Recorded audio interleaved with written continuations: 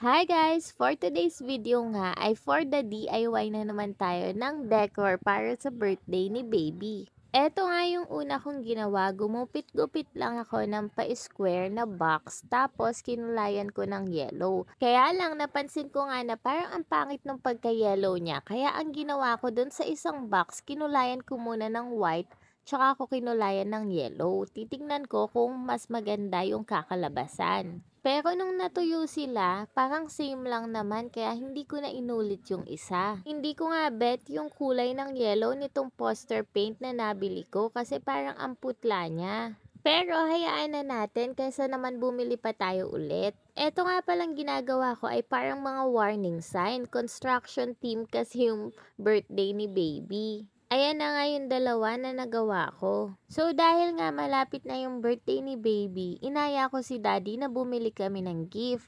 Kaya lang kasama namin si baby. So sabi ko sa kanila na ako na lang yung aakyat at hintayin na lang nila ako. Kaya lang, syempre, makulit si baby, kaya sumunod din sila. Pero, sabi ko kay daddy, iligaw muna niya si baby para makapunta ako sa toy section. Andito na nga ako sa toy section, pero nakita pa din ako ni baby. Buti na lang ay nakaikot na ako. Wala din naman ako makita na bagay sa kanyang laruan dito. Kaya lilipat kami sa ibang bilihan. Nandito na nga kami sa isa namang bilihan ng mga laruan.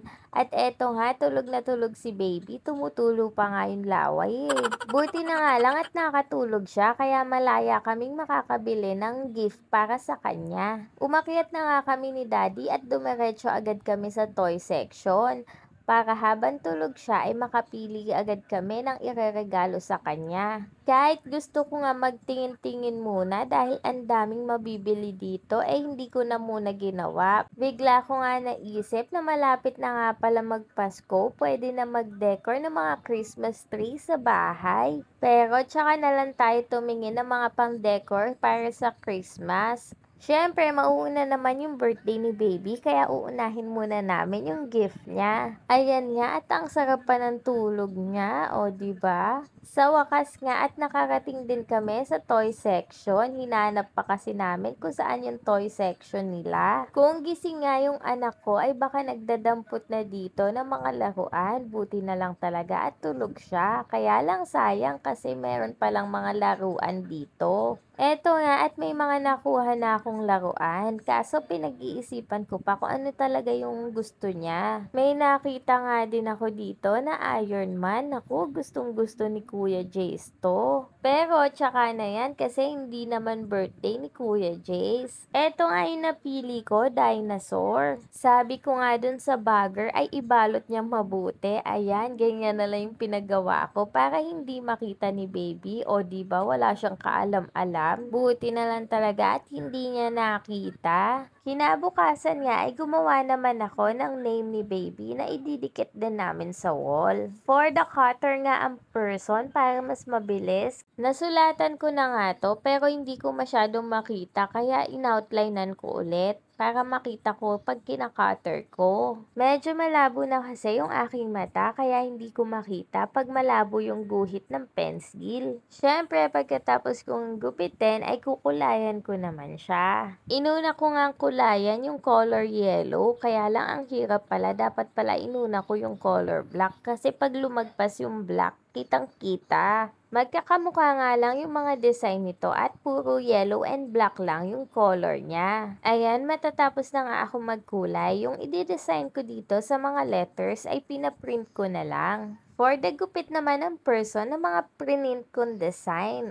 Pagkatapos ko ang gupitin ay ididikit ko naman siya sa mga letters, parang ganyan. Mamaya makikita nyo yung final na design ng mga letters na yan. After ko nga gawin yung name ng anak ko ay gagawa naman ako ng buko pandan salad. Maaga ko nga niluto itong gulaman para mapatigas ko na at mahiwa na. Meron nga kaming natirang red na gulaman kaya isinama ko na din. So ayan, nilagay ko na sa lalagyan yung gulaman at saka yung buko. choco, tapos condensed lang at all-purpose cream. Tapos, hahaluin ko lang tapos ilalagay na sa ref para pag kinain ay malamig. Wala nga akong balak maghanda para sa birthday ni baby bukas. Gusto ko lang ay bumili kami ng cake at saka itong ang buko pandan. Kaya lang, pupunta daw yung mga kamag-anak ko kaya kailangan namin maghanda kahit na konti. Sabi nga nila kahit na walang handa ay pupunta sila. So ayan na, papalamigin ko lang itong buko pandan salad para bukas masarap naming makain. Ipapakita ko nga sa inyo itong binili ko sa Shopee. So first ay ang happy birthday na mga letters na ididikit ko sa wall mamaya. Bumili din ako ng number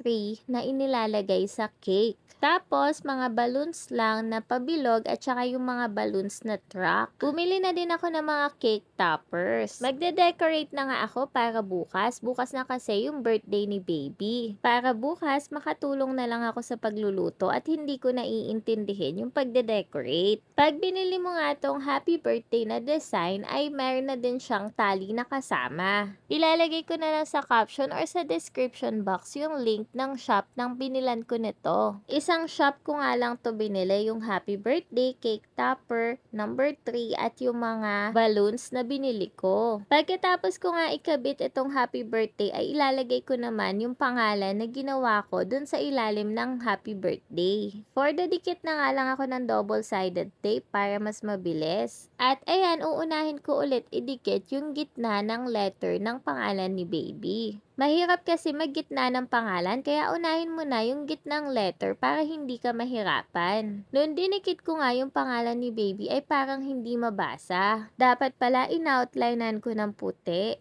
Kaya lang, tinatamad na ako mag-outline ng puti, so hayaan na natin na ganyan. Medyo i-adjust ko nga itong happy birthday kasi feeling ko parang hindi pa din siya nakagitna. Pagkatapos niyan ay nagprint nga din ako nitong mga track, tapos gugupitin ko din at ididikit ko din sa wall. Meron namang mga track na balloon, kaya lang maliliit lang kasi yon at saka 5 piraso lang yon. Pagkatapos ko nga ididikit ko na nga din itong mga track, tapos ididikit ko na din yung mga warning sign na ginawa ko. Eto nga at nakita na ako ni baby sa ginagawa ko and tuwan-tuwa na siya dyan. Kaya naman kahit simple lang, nag-e-effort talaga ako na gumawa ng ganto kasi nakikita ko kung gaano sila natutuwa pag mayroong mga gantong design. Tinutulungan pa nga niya akong idikit mabuti yung pangalan niya for the pukpok din itong si baby. Yung mga balon nga ay hindi ko muna gagawin, pagtulog na lang siya para hindi niya maputok agad. Lambingan time nga muna kami ni baby dahil tapos ko na idikit lahat ng decoration. Eto nga ipapakita ko sa inyo yung nagawa ko na, tapos lalagyan ko na lang yan bukas ng mga balloons. Ay hindi pala bukas, mamaya lang pala pag natulog na si baby.